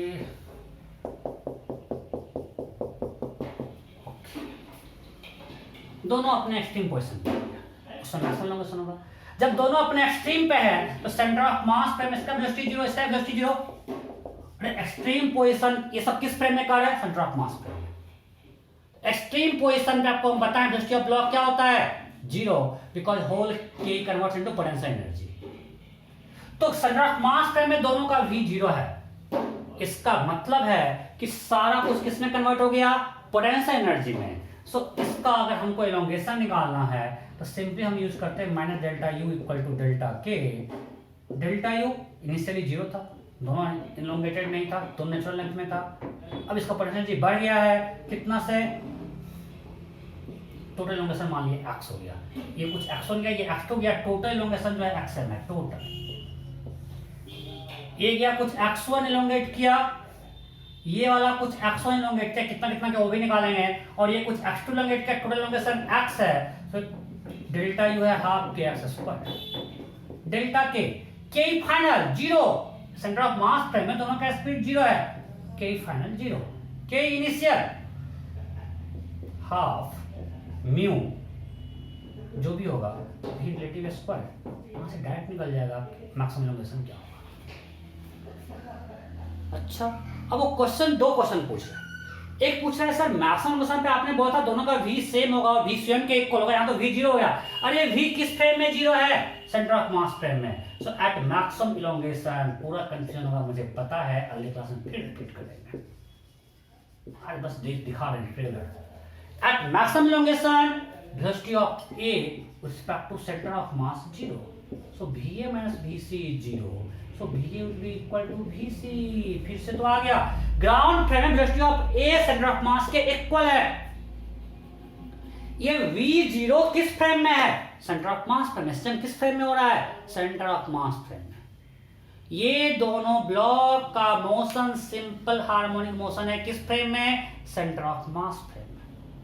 तो सेंटर ऑफ मास फ्रेम में दोनों का V 0 है, तो VAC 0, तो VA equal to VC, VBC 0, so VB equal to VC। So ground frame में velocity of center of mass के इक्वल तो फिर से आ रहा है, और ग्राउंड फ्रेम में भी वही निकाले थे, सेम तो आ रहा है। तो सेंटर ऑफ मास फ्रेम में दो ब्लॉक स्टेम कर रहा है, आगे पीछे हो रहा है, और मैक्सिमम एलोंगेशन पे दोनों अपने एक्सट्रीम पोजीशन पे होगा, मैक्सिमम कंप्रेशन पे दोनों अपने इस एक्सट्रीम पे होगा। तो दोनों केस में उसका velocity centre of mass frame में चाहे मैक्सिमम एलोंगेशन हो या मैक्सिमम कंप्रेशन हो, velocity of blocks will be 0 in centre of mass frame, because stem किस फ्रेम में कर रहा है? सेंटर ऑफ मास फ्रेम में। सेंटर ऑफ मास फ्रेम में, सेंटर ऑफ मास रेस्ट में है भाई, तो उस फ्रेम में स्टेम करवा रहे हैं। क्लियर? ओके। अब दूसरा एक क्वेश्चन पूछ रहा है, सर ठीक है आपका मैं बात मान गया कि दोनों जब एक्सट्रीम पोजीशन पे होगा तो मैक्सिमम एलोंगेशन है, बट आप ये कैसे बोल रहे हो कि दोनों अपने एक्सट्रीम पे साथ ही पहुंचेगा? दोनों साथ ही क्यों पहुंचेगा भाई?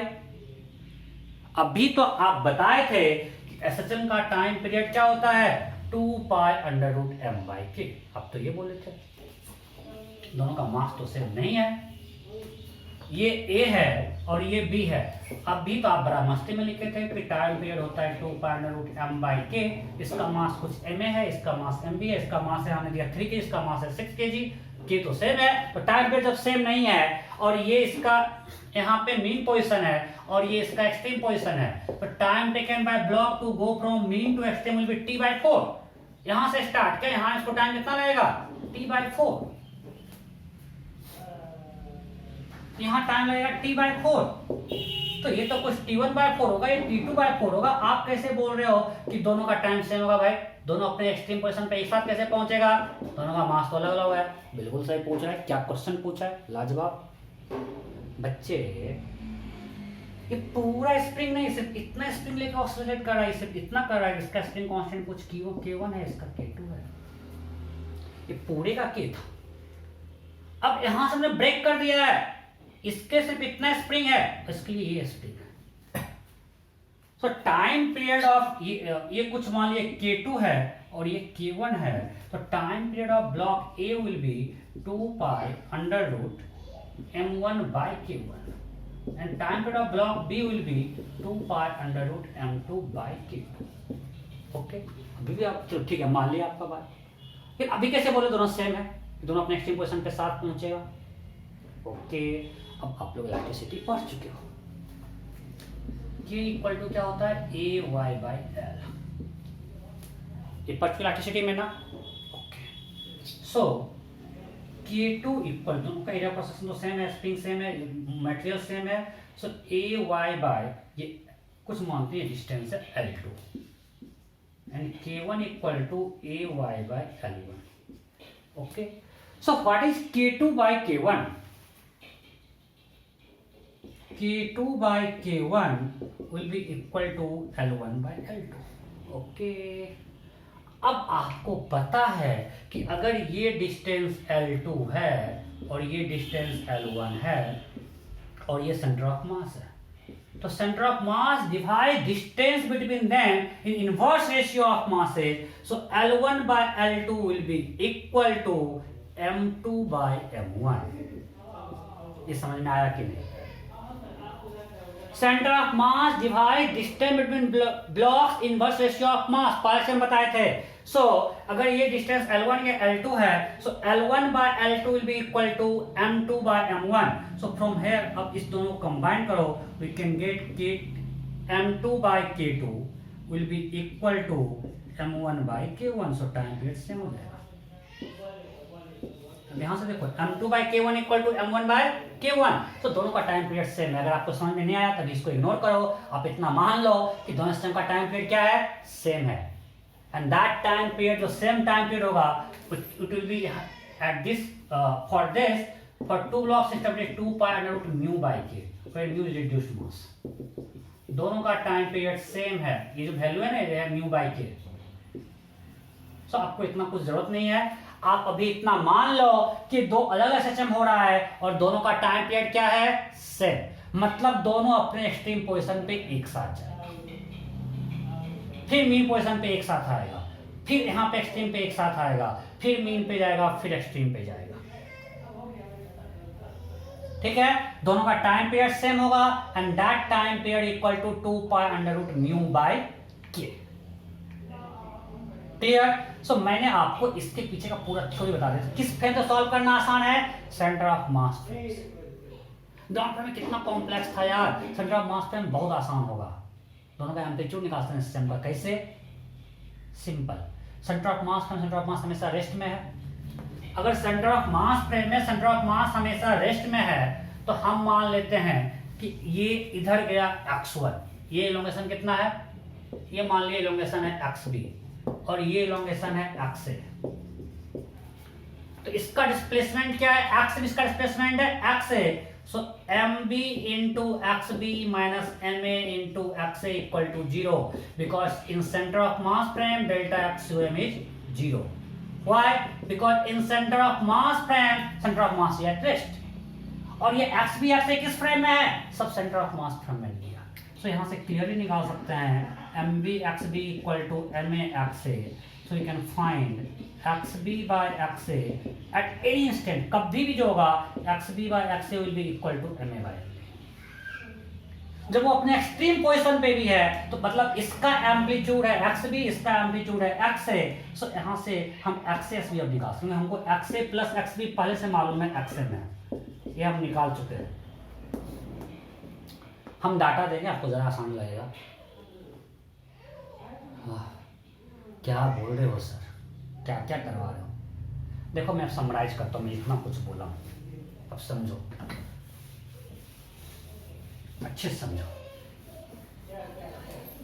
मैं स्प्रिंग ब्लॉक सिस्टम को सॉल्व कर रहा हूँ सेंटर ऑफ मास फ्रेम में। So in centre of mass frame centre of mass will always be at rest. ये तो लॉजिकल है कि जिस फ्रेम में देख रहे हैं वो फ्रेम हमेशा रेस्ट में रहेगा।